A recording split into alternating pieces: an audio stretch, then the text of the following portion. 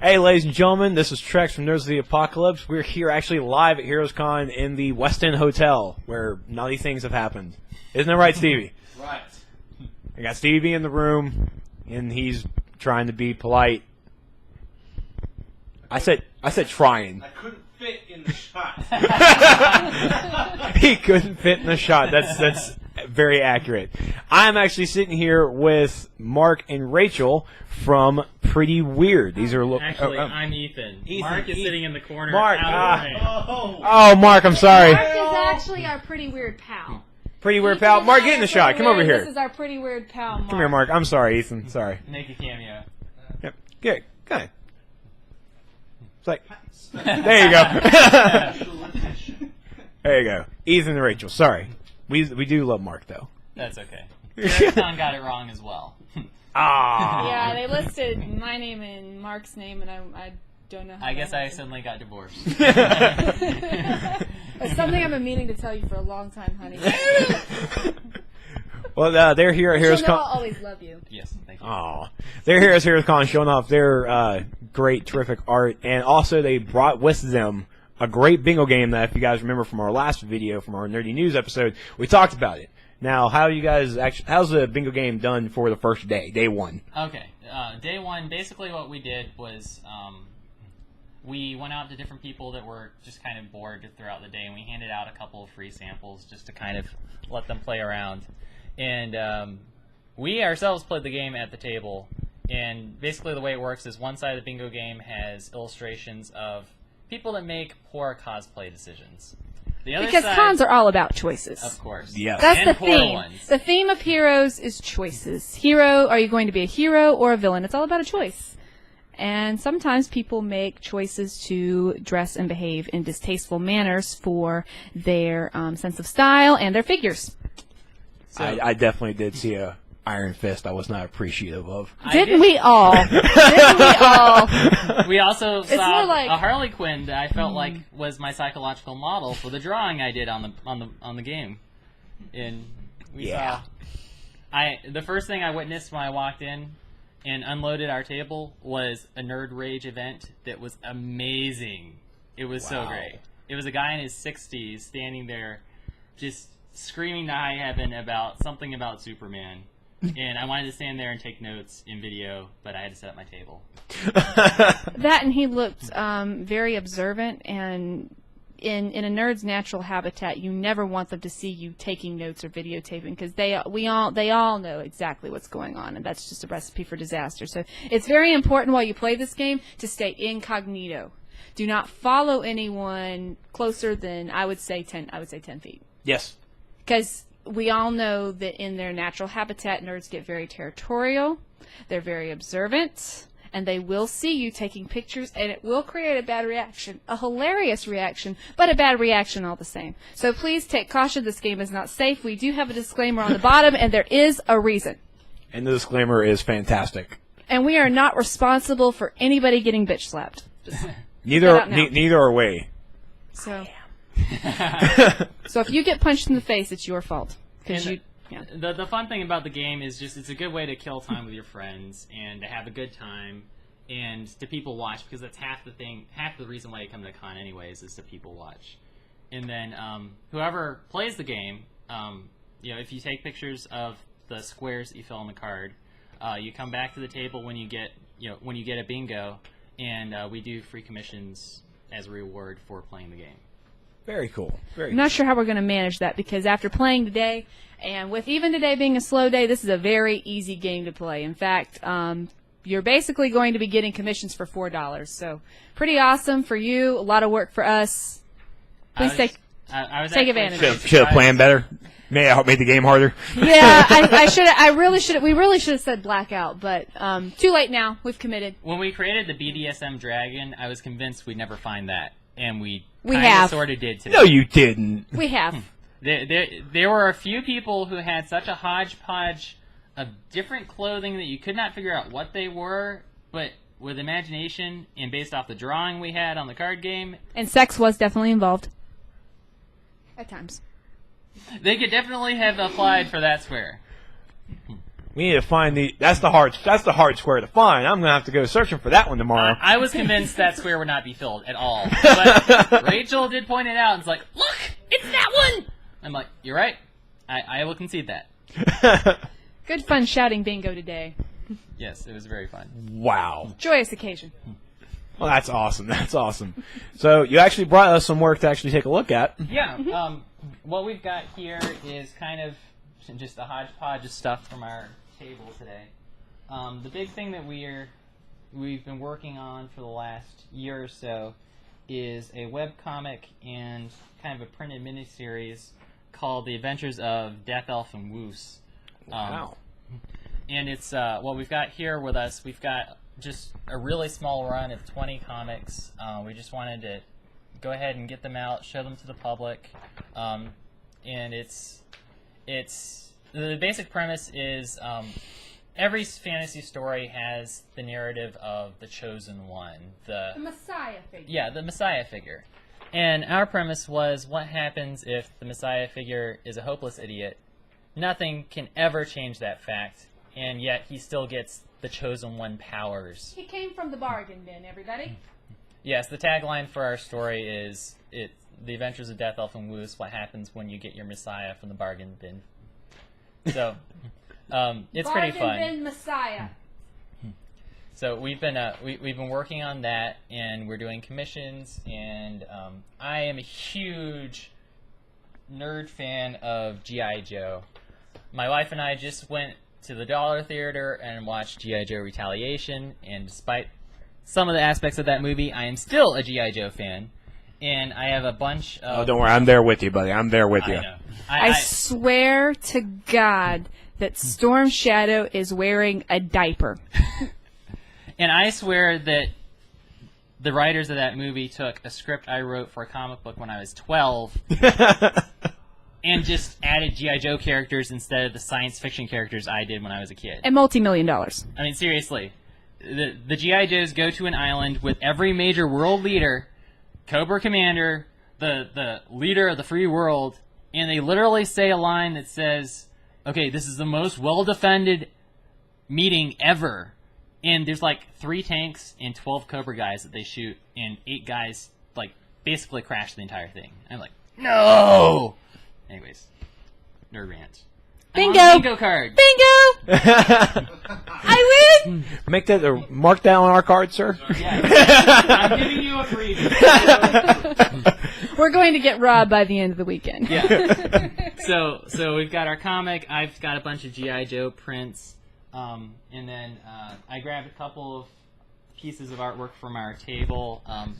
The artwork, this is kind of black and white artwork that I do whenever I get, like, basically a day, and I'm like, you know what? I want to draw something that I remember from being a kid.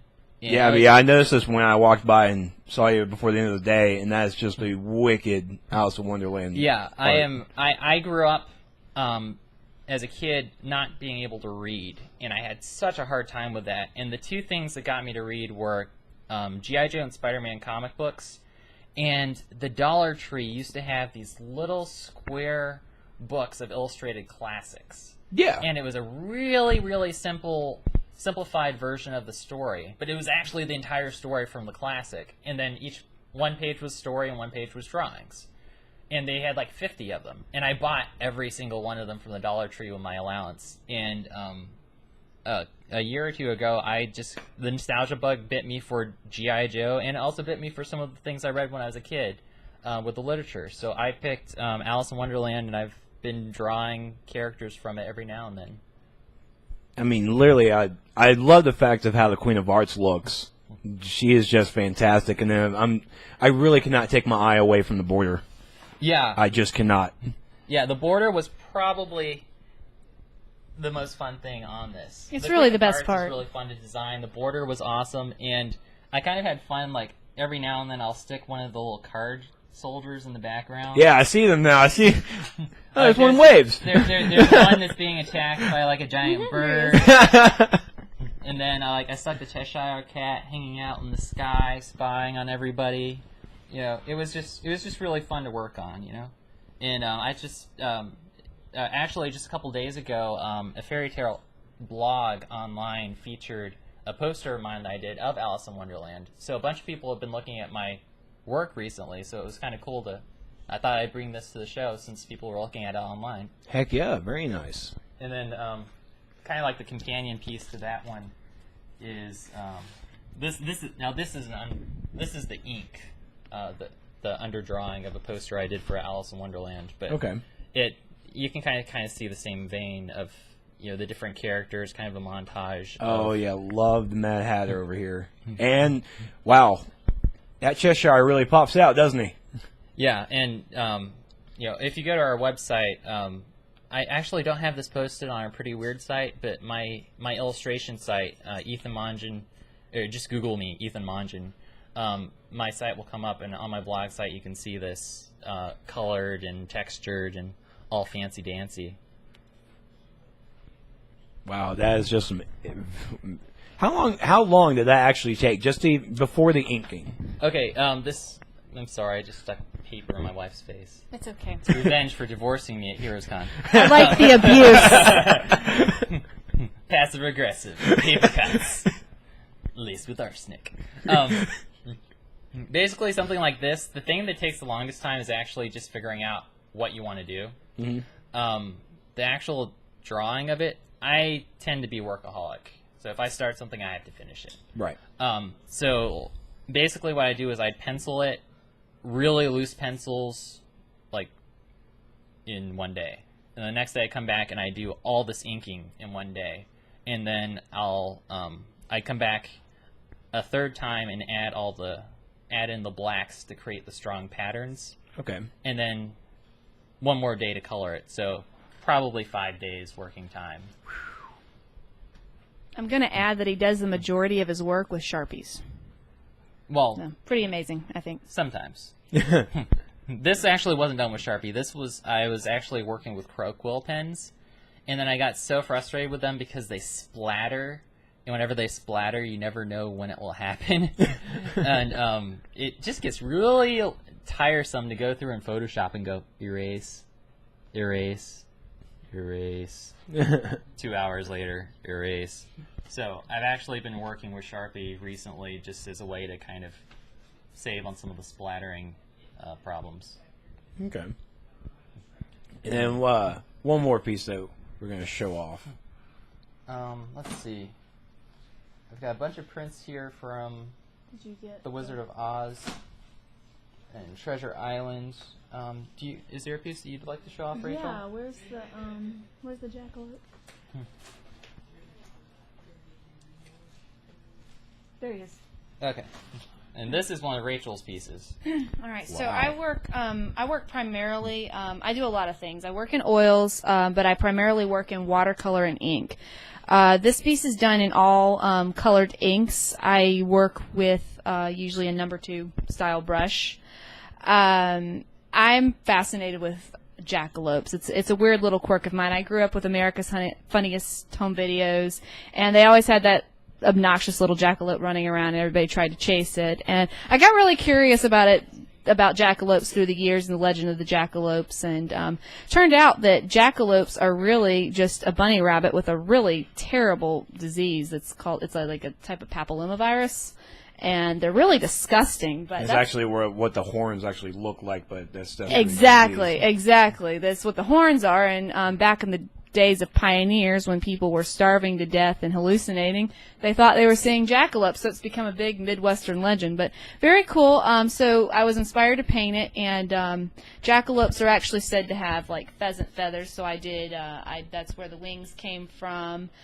In a lot of my work, you'll see a lot of floral and organic patterns, a lot of nature. I like to combine very hard, edgy things such as machinery, non-organic tools with very organic things that you'd see in nature, such as trees, flowers, leaves, things like that, animals.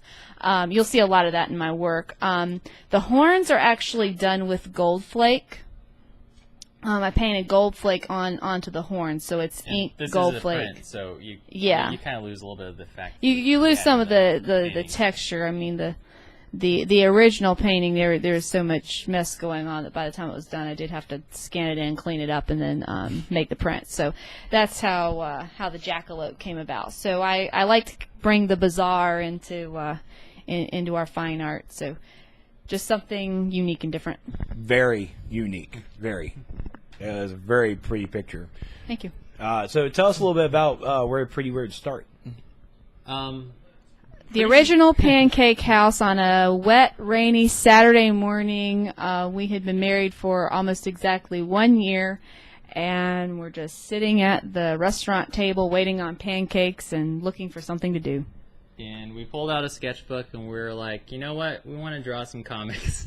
And we created our characters that are in our comics now, Death Elf and Woos, and we did this drawing of a giant mound of dead, decapitated, bloody corpses, and a happy little moose-type character sitting next to it, smiling to high heaven, holding a giant slushie, and going, "Hi!" And Yeah, just seeing. I want that as a cover. yes, it was just something really fun and dorky, and I'm actually a trained illustrator, and Rachel's kind of an outsider artist. She's been training herself how to draw and paint. Okay. And that point was the point we decided, you know what, we really want to keep going with our creative endeavors, and we want to kind of, we know we're not going to get rich or anything, but we want to share our creative stuff with other people. We're not the only people that have really crazy ideas that we think other people will enjoy them too.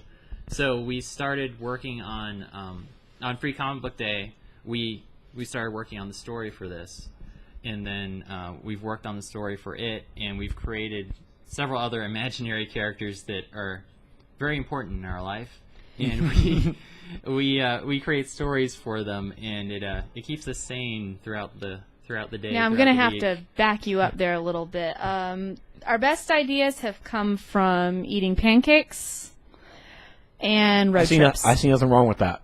Yeah, pancakes are wonderful. Our best ideas have been inspired through the eating of pancakes and ridiculously long road trips with miles and miles of small towns with no good radio stations and nothing better to do than for us to speak to each other. Steven, we need to have pancakes more from Bear Ideas. Pancakes? Pancakes. And isolate yourself from the world. Yeah. Only vocal communication, and that's the secret. What pancake house do we need to go to? The original pancake house in Columbia, South Carolina. When that is not available. And you need to eat a Dutch baby. Dutch baby. A Dutch baby. Yes. Okay, that sounds like nightmare. That's fuel. why I said it. That's why I said What happens it. if you eat a Spanish baby? Does that give you? Is that like the reverse? Does that give you writer's block? But you get the Dutch one, it gives It's you inspiration. not going to be the same. That's all I can tell you. All in the special ingredients the cook puts in them. That's right. But yeah, so we decided we wanted to really pursue our creative endeavors, and we came up with the name Pretty Weird because she's pretty, I'm weird. Our artwork is both a combination of pretty and weird type things. Like, I like to do pretty patterns, but I like to draw weird stuff. My family is convinced I am of Satan because I draw Ditto. such odd stuff, and they're like, "You're such a nice boy. You're such a nice boy. So sweet. And why don't you just paint a pretty landscape? Flowers, rolling hills." And I'm like, "Oh, I'd rather draw this cute furry character decapitating a unicorn that's being attacked by an orc.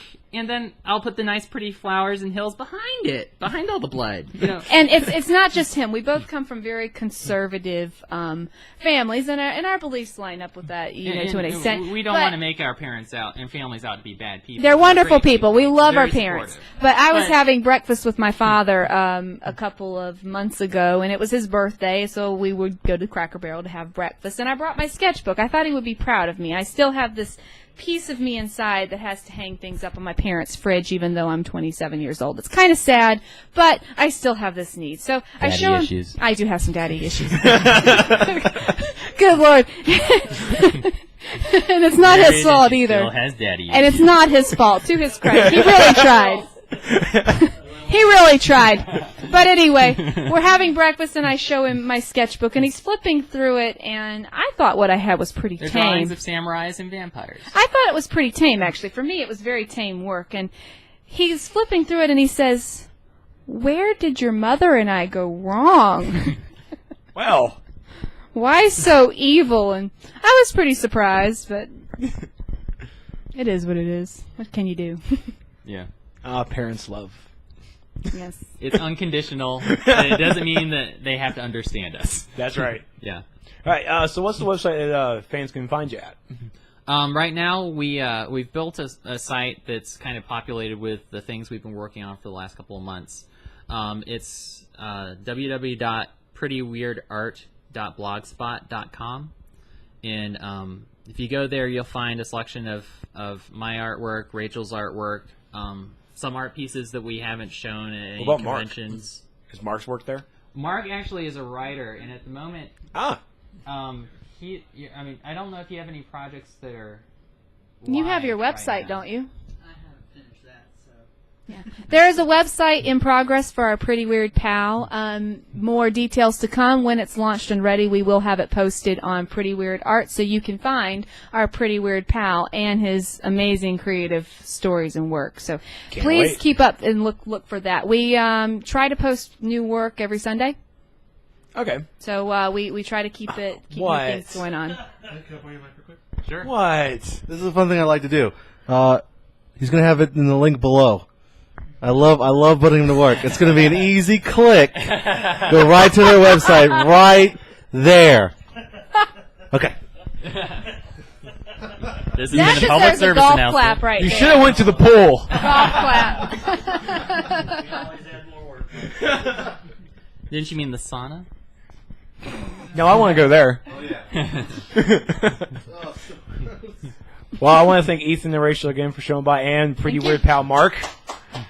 Yeah, we really appreciate you letting us come out here and Yes, shoot the definitely. breeze. No problem whatsoever. We allow you trusting us enough to enter our hotel room. Although, And for that, we are honored. I did Honored, mention to yes. somebody today that if they didn't hear back from us after a couple hours, that they should look for our bodies because we probably end up raped somewhere. In a Please check the dumpster and the parking lot. Help me! We've seen the missing persons reports. Have you been watching our other videos? They have.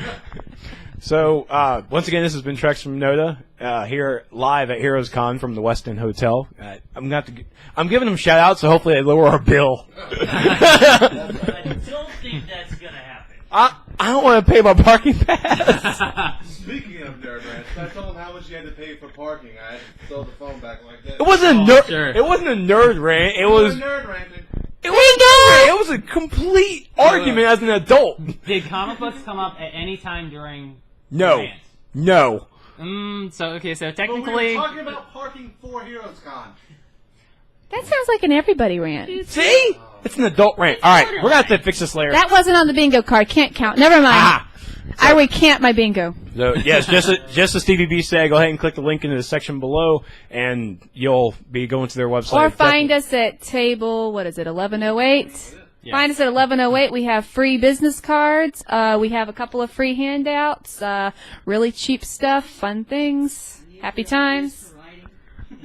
Yeah, Mark needs ideas. We have a fun writing game going on right now, too, so please come check us out. There you go. All right, guys, thank you so much for watching, and expect more videos from Heroescon, especially video coming from our hotel room of just nonstop fun. That's right, Stevie. Go ahead and be the woo girl. All right. Actually, come back here and do this. You know what to do. Oh, right. Yeah. Here's Stevie B. NotA and Pretty Weird out.